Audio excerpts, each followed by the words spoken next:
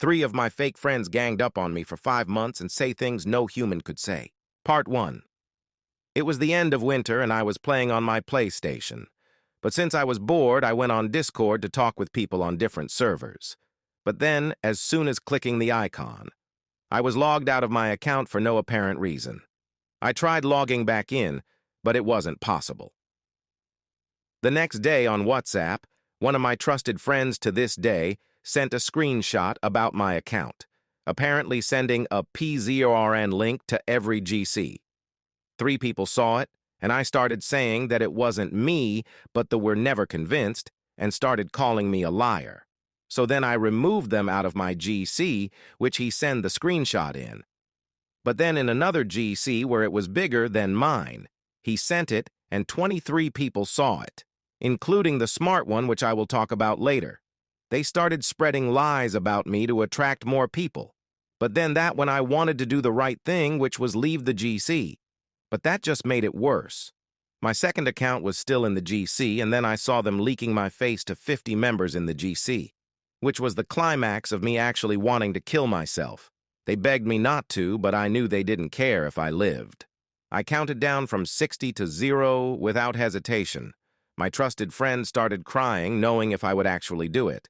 And the smart friend started saying, consider it and would get over it without hesitation. That was a blatant lie, considering that I'm capable of doing anything.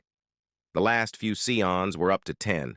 The final blow, 10, 9, 8 people were hoping that I wouldn't do it. 7, 6, 5, my trusted friend apologizing for everything he's done to me.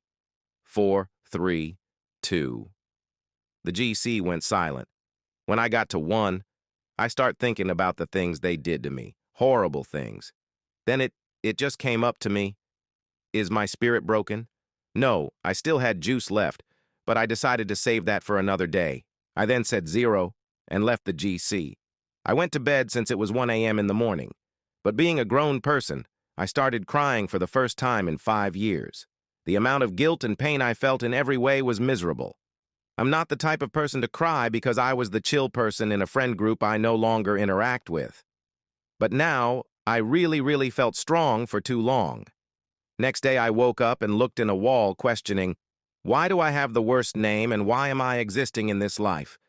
It's one that's difficult to get over because then I started crying again. The whole day I was emotionless, like my soul was taken away from me. I didn't enjoy that day, and so was the other day.